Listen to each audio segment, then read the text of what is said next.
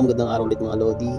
At today ang gagawin natin is portrait ni Ragnar saka ni Odin. So yun yung concept na gusto ng kliyente natin.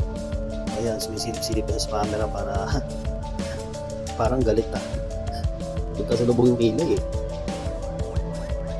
And ayun, pasensya na kung kulang-kulang yung video natin kasi mahirap din kasi mag video ng habang nagtatato. So ayun, tsaga-tsaga lang tayo sa ganito mga lods.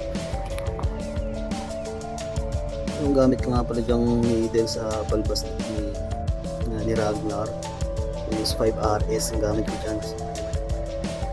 Mababang bolts lang rin yung ginagawa ko dyan para hindi siya yung talagang puro yung tusok niya.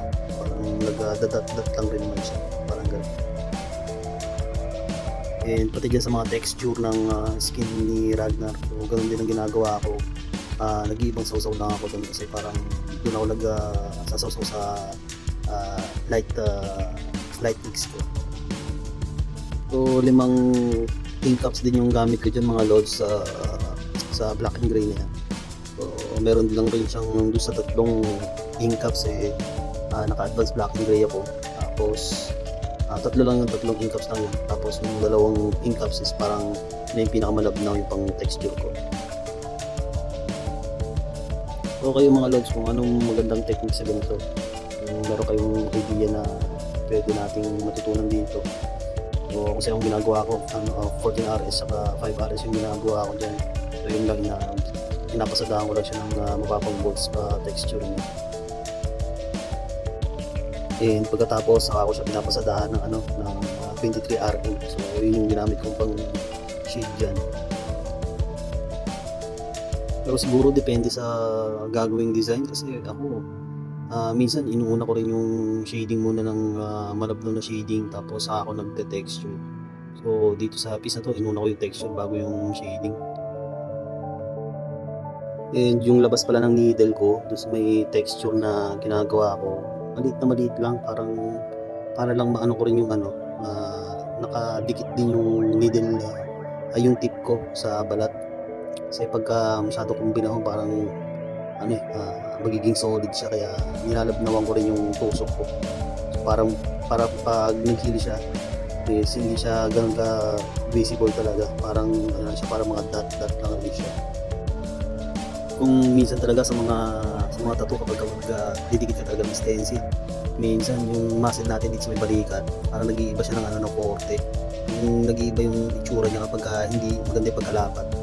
Kunyari, dun sa may taas ng balikat mo, diba may mga muscle tayo dyan, parang kapag tinignan mo sa ganitong angle, parang makita mo parang lobo yung ulo or naka-distort siya.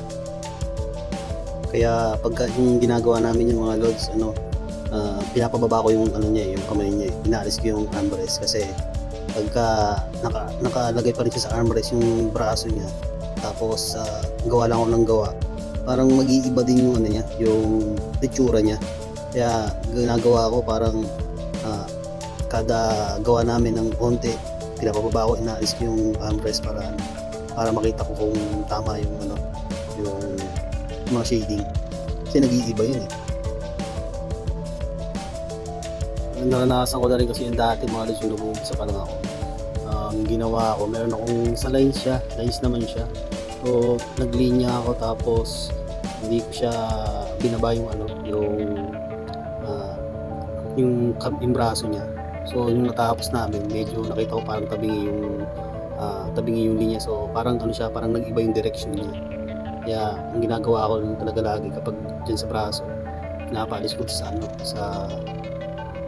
armrest para ma-sure natin kung sakto ba or nag-iba ng angulo yung ginagawa natin.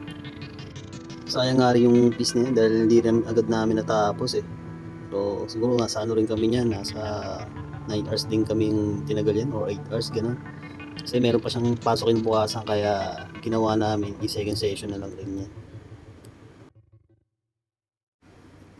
So dyan, buhok na lang rin yata yung natapos namin dyan mga loads dahil alas 3 na rin yata na madaling araw namin na ano yan, hanggang alas 3 na madaling araw kami. So kinabukasan may pasok pa siya kaya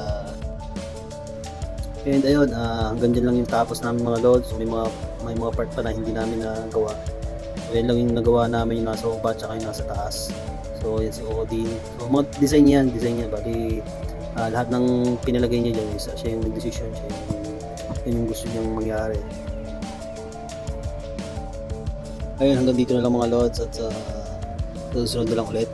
Sa mga nagustuhan po yung video ko, pa-subscribe po ako and pa-follow po ako sa page ko, sa Facebook page ko, One Day Inc. So ayun, maraming salamat po.